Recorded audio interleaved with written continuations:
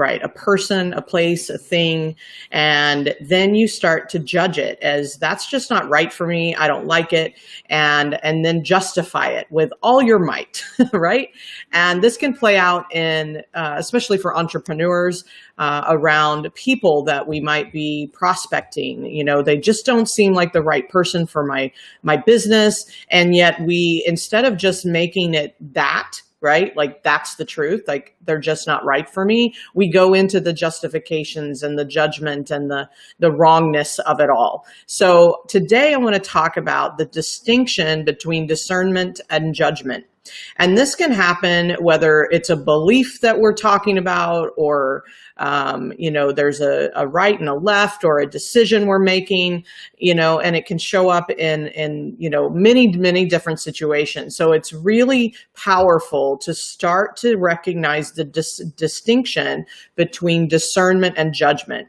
And discernment for me is when you are just really clear and centered, and you know yourself, you know where you're going, you know what you desire, and in order to get there, you know that you have to stay aligned with the right things, right? Meaning the alignment of that. And so you can feel it. It's a heart-centered feeling. And you can see or feel that something isn't quite right. Maybe that prospect is just not aligned with who you are and where you are now and where your business is going. And so it's okay to discern that. I really consider discernment a part of being in our higher self. Now, the opposite of that is the judgment. It's our egoic self trying to protect us from feeling bad, feeling guilty, you know, not wanting to be a mean person, not wanting to be disliked, right? And so we start to go into judgment, and we judge the situation, or we judge the person so that we can feel okay, and we can feel, you know, like we're in the right. And that behavior is actually egoic. And so it's a very subtle difference. It's, and it takes practice to recognize it. And so we want to talk about that distinction, so that as you start to approach the next thing in your business or life, you can start to feel the difference between the two. And you know, the other thing I talk about is how at any given moment we have what's called a fishbowl identity. Our egos make us create and construct a fishbowl identity that we live in. And that fishbowl identity makes us feel really comfortable and really safe and familiar and predictable. And I know this identity. I know where I live. I know what business I run. I know my beliefs. I know my ideas, right, that are current. And sometimes, you know, things that we bring with us into this current fishbowl. However, everything we desire, all the things that we want that we don't currently have, or we have never had, right? That exists in the next fishbowl, the new fishbowl identity. And in order to be in that new fishbowl identity, it requires getting uncomfortable, uncertain, the unknown, unpredictable, right? Taking a risk. And because the ego is looking at that new fishbowl going, I don't know anything about that fishbowl, so I'm going to keep you here. And it's going to keep you here at all costs, including behaviors such as judgment about yourself or judgment about others. And discernment is a very powerful alignment with your new fishbowl. And so when we notice that we're discerning and we're looking and observing and witnessing a situation from that place, then we move with ease. Then we make decisions with ease, and we don't create the story and the justifications and the what, you know, why, and, you know, kind of like trying to go into explanation about everything we feel and think and, you know, all of that. And so then we get, you know, kind of out of alignment with that conversation. So the goal is to be in discernment and just say, you know what? I'm not sure this is right for me right now, and it's just not aligned with where I'm going.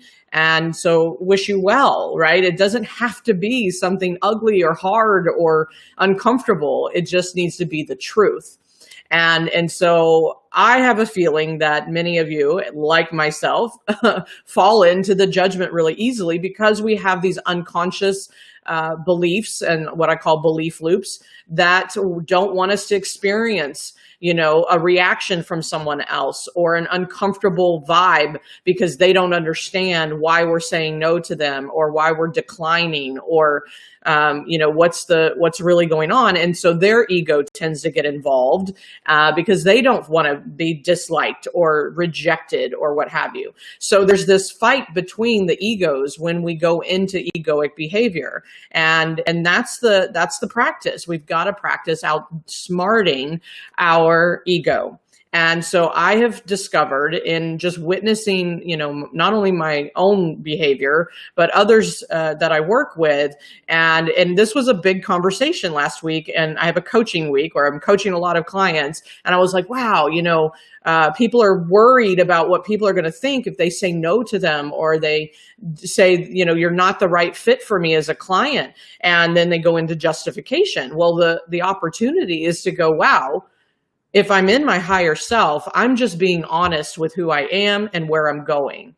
And it's not about that other person. It's not about my belief system and my uncomfortableness or any of that, right?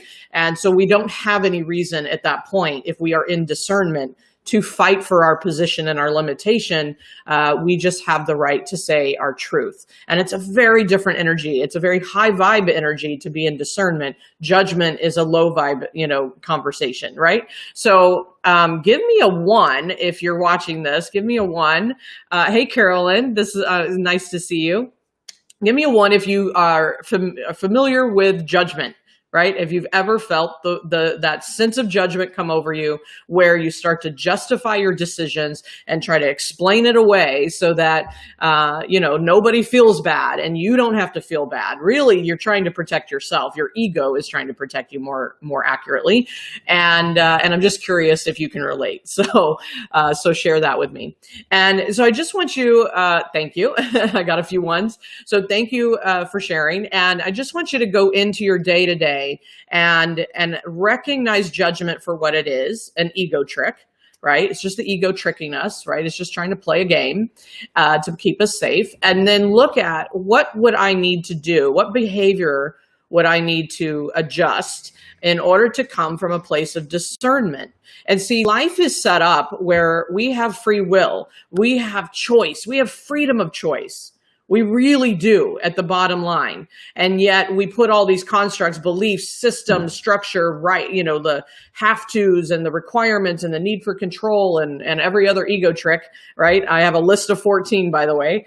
And so we put all this, kind of limitation, this box around ourselves, and the freedom of choice exists. But if we're in ego, choice doesn't exist. The possibility of everything, right? And so when we're in discernment, we're actually living from our truth and we are choosing based on our preferences. And the beautiful thing about life and human beings is we get to have preferences. Preference is okay. Preference is okay. It's like chocolate or vanilla, or I want to live in, California or I want to live in Idaho. I mean, you get to choose, right? And preference is okay. And you can change your preference. You don't have to be married to it forever. And so much of the time we're making it wrong or we're judging it or we're, trying to, explain it away or make sure other people understand why we're choosing what we're choosing. And sometimes they may not get it because it's not their truth. It's, it's yours.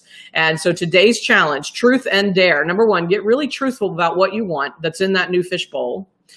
Get clear on what you say to yourself that keeps you away from having what you want, right? That's a powerful statement. And I pretty much guarantee that somewhere in there is an ego trick, right? It's a fear or it's a doubt or it's a self-judgment or it's a requirement of some sort. So take a look at that. And then get really truthful about what your preference is, what you desire, what you want for yourself. And then I dare you to adjust that behavior going forward. And again, it's practice, right? So also really quick, just another announcement, upcoming is my ego shift the ego shift experience. I was going to say the ego shift requirement. It's not required. And here you go. Here's the website. If you would like to join the wait list, it's being launched here soon. But I'd love for you to just indicate whether you're interested or not in learning more. And you can go to the egoshift.com to find out. Now, this is about shifting from ego to higher self, from ego to essence, right?